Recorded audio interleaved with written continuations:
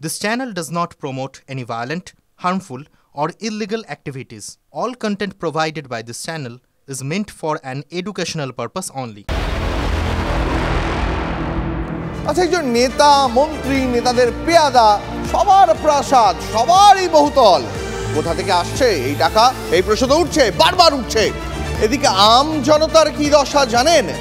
হু হু করে জমির দাম বাড়ছে, বাড়ছে ফ্ল্যাটের দামও। কলকাতার চেয়েও দ্রুত হারে বাড়ছে শহরতলিতে। এর পিছনেও কি দায়ী কাটমানি? শাসককে তো এই বলেই নিশানা করছেন বিরোধীরা। আগুন কি শুধু সবজি বাজারে? মাথার উপর ছাদ কিনতে গিয়ে হাত পুড়ছে বাঙালি। আচমকা দাম বেড়েছে ফ্ল্যাটের, এক লাফে অনেকটা। আবাসন উপদেষ্টা নাইট ফ্র্যাঙ্কের সমীক্ষা বলছে 6 মাসে কলকাতায় ফ্ল্যাটের দাম বেড়েছে অন্তত 6%। 50 লাখি ফ্ল্যাটের দাম এখন 53 লাখের আশপাশে। 2023-এর শেষে কলকাতায় নতুন ফ্ল্যাটের গড় দাম ছিল বর্গফুট পিছু 3,648 টাকা। এখন নতুন ফ্ল্যাটের গড় দাম বর্গফুট পিছু 4,300 টাকার আশপাশে। সল্টলেকের আবাসনের দাম বেড়েছে 10% হারে। হু হু করে ফ্ল্যাটের দাম বেড়েছে শহরতলিতেও। 6 মাসে মধ্যম গ্রামে ফ্ল্যাটের দাম বেড়েছে 8% হারে। সমীক্ষা বলছে দাম বাড়লেও ফ্ল্যাটের চাহিদা মোটেও বাড়ে, বরং কমেছে। মানে একদিকে ফ্ল্যাটের বিক্রি কমছে আর অন্যদিকে দামও বেড়ে চলেছে, অথচ কাঁচামালের দামও লাফিয়ে লাফিয়ে বাড়েনি। তাহলে দাম কেন বাড়ে? বিরোধীদের অভিযোগ, যদি সিন্ডিকেটকে পয়সা দেয়, পয়সাটা কোথা থেকে তুলবে? ওর বাড়ি থেকে তো দেবে না, তার উপরে চাপাবে। যে মানের বালি সাপ্লাই করছে সিন্ডিকেট, আগে প্রমোটার ডেকে বলে দিচ্ছে তোমরা কত প্রফিট করেছো এস্টিমেট আমায় দিয়ে দাও, ওই টাকাটা নিয়ে চলে যাও, আমি আমার মতো বালি কিনে দিই, নাহলে বাড়ি ভেঙে পড়লে আমাকে পিটিয়ে মারবে। এখন এই সিস্টেমে কাজ হচ্ছে চারিদিকে। দেখো, শাসক দলের বক্তব্য, ভালো যদি উন্নতি হয়, যদি ভালো চাহিদা বাড়ে, যদি মানুষের হাতে ক্রয় ক্ষমতা বাড়ে, এটা তো ইতিবাচক অর্থনৈতিক স্রোতের লক্ষণ। এখানে এই নেতিবাচক কথাটা আসবে কেন? এটা তো ইতিবাচক। ফ্ল্যাটের দাম পড়ে যাওয়া, ফ্ল্যাটের মানে এগুলো তো হলে বুঝতে হবে যে এখানে চাহিদা কমে যাচ্ছে বা মানুষের কেনার পয়সা নেই, সেখানে যদি দাম বাড়ে সে তো ভালো কথা। অভিযোগ কি একেবারেই মিথ্যে? দুটো ঘটনা আপনাদের দেখাবো। মঙ্গলবার দক্ষিণ কলকাতার পর্ণশ্রী থানায় অভিযোগ দায়ের করেন প্রমোটার যিশু জৈন। অভিযোগ, স্থানীয় ক্লাবকে 50,000 টাকা তোলা না দেওয়ায় কাজ বন্ধ করে দেওয়া হয়েছে। আরো বড় অভিযোগ করেছেন প্রমোটার। পরশুদিনকে আমাকে ফোন করে এরা বলে যে এদেরকে 50,000 টাকা দিতে হবে। আর আমি বলি যে আমার দ্বারা এটা সম্ভব নয়। ওর কাজটা বন্ধ করে দিয়েছিল। থানায় কমপ্লেন করেছি, নানা রকম সবাইয়ের দাবি দাওয়া মিটিয়ে এখনো অব্দি কাজটা করেছি। তারপরও এদের মানে এইরকম ফোন করে এদের বক্তব্য হচ্ছে যে ওদের টাকা দিতে হবে। জমি বাড়ি নিয়ে তোলাবাজির অভিযোগ এসেছে নদিয়ার কোতোয়ালি থানা থেকে। তোলা না দেওয়ায় তৃণমূলের হাতে আক্রান্ত তৃণমূলের বুথ সভাপতি। কোতোয়ালির কৃষ্ণনগর নলুয়াপাড়ার বাসিন্দা সৌমিত্র সাহা পৈতৃক সম্পত্তি বিক্রি করেন। অভিযোগ, তারপর থেকেই 1 লক্ষ টাকা তোলা চেয়ে হুমকি দিচ্ছিল তৃণমূলেরই অন্য এক দল। টাকা না দেওয়ায় আগ্নেয়াস্ত্র নিয়ে বাড়িতে হামলা হয় বলে অভিযোগ। এরা এখানকার একদম বর্ন অ্যান্টি সোশ্যাল এরা অনেক কবার জেল টেল খেটেও এসছে। এখন আবারও এই এলাকায় আবার এই একই জিনিসই অত্যাচার করছে। জেলে যতদিন ছিল ততদিন কিছু হয়নি, আবার জেল থেকে যেই বেরিয়ে এসছে আবার সেই একইভাবে আবার আমাদের উপর অত্যাচার করছে। পাড়ায় পাড়ায় তোলাবাজির ঠেলাতেই কি জমি বাড়ি ফ্ল্যাট আরো দামি হয়ে যাচ্ছে না? দুটো উদাহরণ দেখে কি মনে হচ্ছে? Bureau report, TV9 Bangla.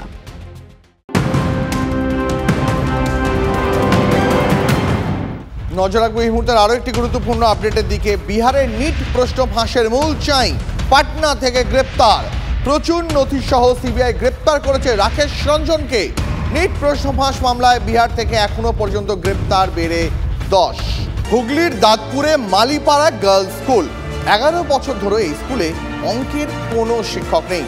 স্কুলের প্রধান শিক্ষিকা বলছেন স্কুলে স্থায়ী অঙ্কের টিচার না থাকায় মাধ্যমিক পরীক্ষায় মেয়েদের রেজাল্ট নাকি ক্রমশ খারাপ হচ্ছে। বারবার জানিয়েও নাকি একজনও স্থায়ী শিক্ষক পাওয়া যায়নি। তাই এলাকার এক প্রাইভেট টিউটরকে দিয়ে স্কুলে অঙ্কের ক্লাস চালানো হচ্ছে। a minus b whole square is equal to a square minus 2ab plus b square। ব্ল্যাকবোর্ডে চকে লিখে বীজগণিত শেখাচ্ছেন স্যার। মন দিয়ে অঙ্ক শিখছে পড়ুয়ারা। সরকারি স্কুলের একটা মন ভালো করা ছবি। ছবিটা হুগলির দাঁতপুরের গোস্বামী মালিপাড়া গার্লস হাই স্কুলের। সোজা চোখে অঙ্কের ক্লাসটা যতটা সোজা, বাস্তবের অঙ্কটা ততটাই কঠিন। যিনি ক্লাস করাচ্ছেন তিনি আসলে স্কুলের কোনো শিক্ষকই নন। স্পষ্ট করে বললে প্রায় 400 ছাত্রীর এই স্কুলটায় একজনও অঙ্কের টিচার নেই। 1 বছর বা 2 বছর নয়, নেই করে 11 বছর পার, নেই একজনও স্থায়ী বা অস্থায়ী অঙ্কের টিচার। ছাত্রীর সংখ্যা প্রায় 400, স্থায়ী শিক্ষক 7 জন, প্যারা টিচার 3 জন।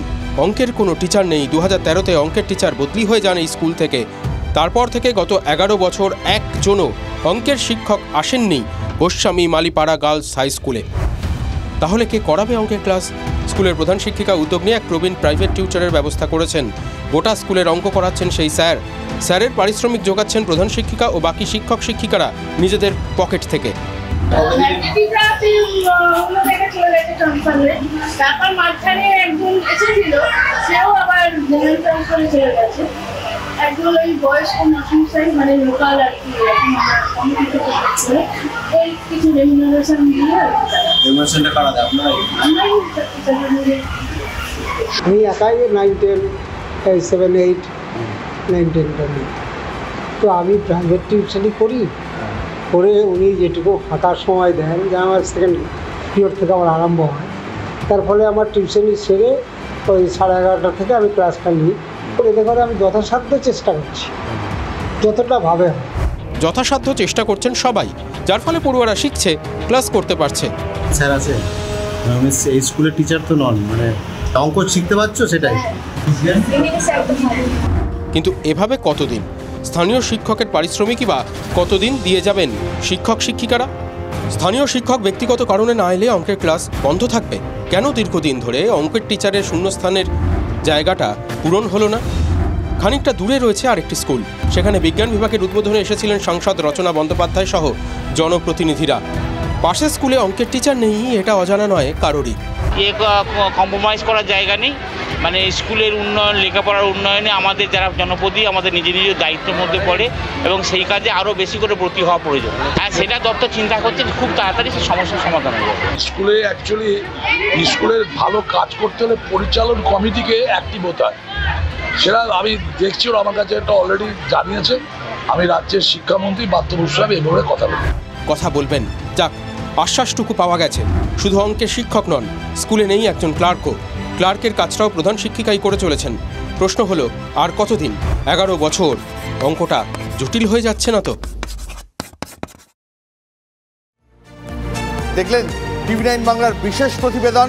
আর TV9 বাংলার এই খবরেই শীতঘুম কাটল শিক্ষা দপ্তরের। গত 11 বছর ধরে যা হয়নি তা হলো TV9 বাংলার খবরে। হুগলির Dantpur Goswami Malipara girls high school পেল অঙ্কের শিক্ষক। বলাগড়ের আশুতোষ স্মৃতি বিদ্যা মন্দির থেকে দাঁতপুরের স্কুলে ট্রান্সফার হলেন অঙ্কের শিক্ষিকা শিপ্রা বিশ্বাস।